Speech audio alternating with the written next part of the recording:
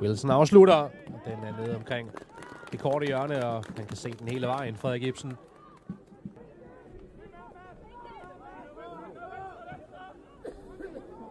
Den glimrende bold op til Carl Bjørk, der tager trækket og sparker op mod det korte hjørne, og han får lige fingerspidserne på Kasper Raza og giver et hjørnespark.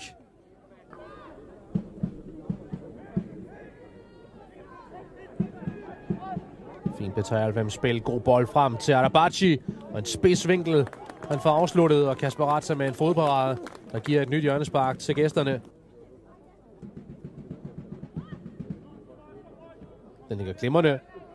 Middelfart er svært ved at få clearet. Der er en Mouritsen, der sparker lige på Raza, og han har et godt riv.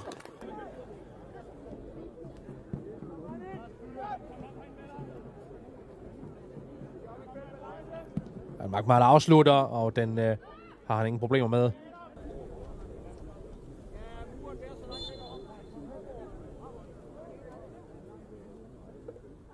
Bliver Adabachi, der føler den hele vejen over i målhjørnet. Og 1-0 til B93. Ronny Adabachi med sit andet mål den her sæson. Og det er altså en følt inderside, som er utagelig for Kasper Raza. Den sidder helt over ved stolpen. Og ganske fortjent, da gæsterne tager føringen her i Middelfart. De har været det bedste hold, som har villet mest. Og her får de en lille gave fra Middelfart.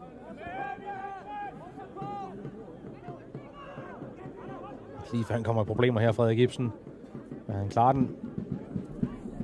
Middelfart får den dog tilbage. Akale. Så er det Søren Pedersen, der hugger til den. Og udligner ganske få sekunder, inden vi går til pause. Så er det et drømmehug fra Søren E. Pedersen, der scorer sit første mål for Middelfart. Og hvilket et af slagsen. En Frederik Ibsen, der kommer i problemer og ikke kan få den væk. Så bliver den samlet op af Søren Pedersen, der bare hugger knastørt til bolden ned i det korte målhjørne. Og udligning til 1-1. Det er ham selv, der generobrer, og så er det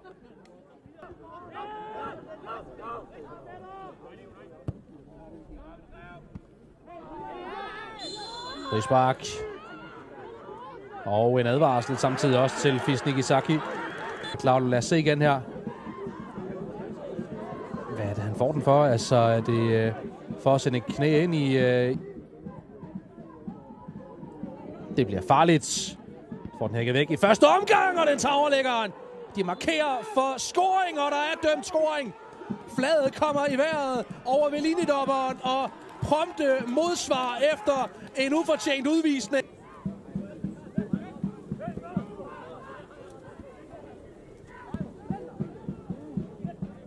Igen er der plads til Elias Andersen, og det er en stor mulighed, og den bliver skrabet i mål. Malte Bosen udligner for Middelfart. Og se lige attituden her. De vil op og vinde den her kamp. De vil også have bolden op til midterlinjen igen. Men så kom scoringen langt om længe fra Middelfart. Efter et stormløb ned mod B93-målet. Via stolpen får han den skrabet ind, Malte Bosen. Og andet mål i sæsonen, scoret for 10 kampe siden mod Aarhus Fremad. Og her et mål af de vigtigere for den til Østerbro igen. Og det slutter den her. Pointdeler i Middelfart 2-2 i det, der endte med at blive en højdramatisk